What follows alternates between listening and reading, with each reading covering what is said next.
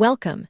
To understand the breakthrough behind VideoAuto-R1, we first need to look at how modern video large language models operate. Here is the standard setup.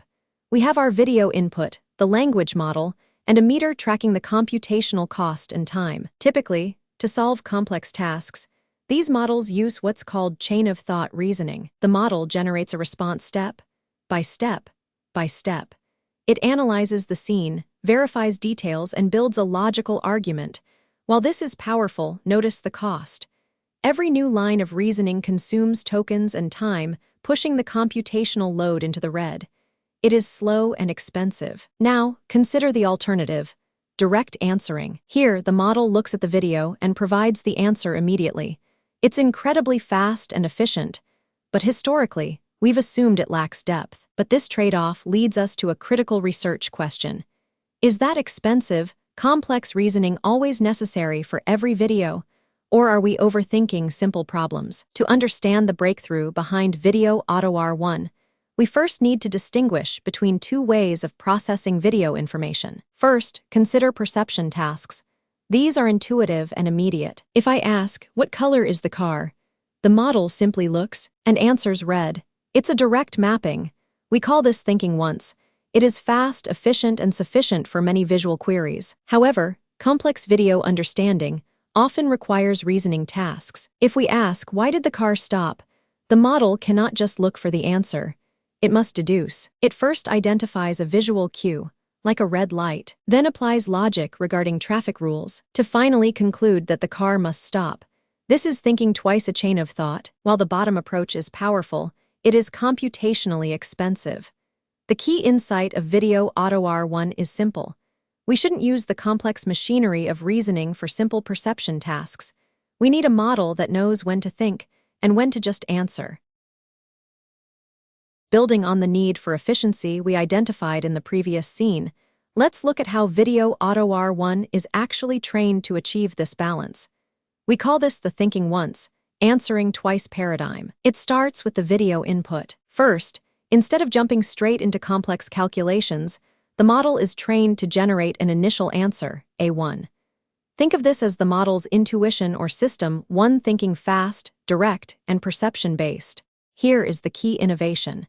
We explicitly supervise this initial answer.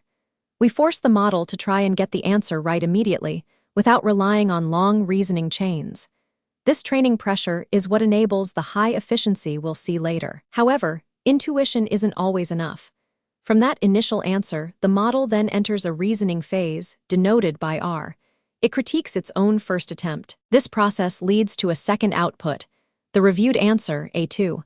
This represents the system 2 thinking slower, but more deliberate and corrected. Naturally, we supervise this final output as well to ensure maximum accuracy for complex queries. By training on both the fast initial answer and the slow reviewed answer simultaneously, VideoAuto-R1 learns a versatile representation that is capable of both rapid perception and deep reasoning. But how does it know which one to use during actual deployment? Let's find out. Building on the training paradigm, let's see how VideoAuto-R1 operates efficiently during actual use, or inference. It begins by generating the initial answer, a 1, just like a standard model. But instead of outputting it immediately, it performs a crucial self-check. It compares the confidence score of this initial answer against a learned threshold, tau. This creates a dynamic routing system. If the confidence is high, above the threshold, the model trusts its first instinct. It bypasses further processing and outputs a 1 immediately. This is the fast path, saving significant computational resources. However, if the confidence is low, the model acknowledges its uncertainty. It routes the query to the reasoning module. Here, it activates the thinking mode we trained earlier, generating a detailed explanation to refine its understanding. Only after this deep reflection does it produce the final, reviewed answer, a 2. This ensures high accuracy for complex queries. Let's watch this dynamic routing in action. Easy questions take the express lane, while difficult ones trigger the necessary deep reasoning. This think once, answer twice strategy allows VideoAuto-R1 to be efficient without sacrificing precision. So, what is the tangible impact of this thinking once, answering twice paradigm. Let's look at the numbers. First, consider efficiency. Standard chain-of-thought models are often verbose. On average, they generate around 149 tokens per response, calculating steps that aren't always needed. VideoAuto-R1, by verifying its initial intuition first, slashes this down to just 44 tokens. That represents a 3 times reduction in computational cost and latency. But is it just cutting corners? No, it is adapting. For perception-oriented tasks, like simply identifying an object, the model rarely activates its thinking mode, trusting its direct answer. However, for reasoning-intensive tasks, activation shoots up. It knows when to think and when to act. This delivers state-of-the-art accuracy with the adaptive efficiency required for real-world video understanding.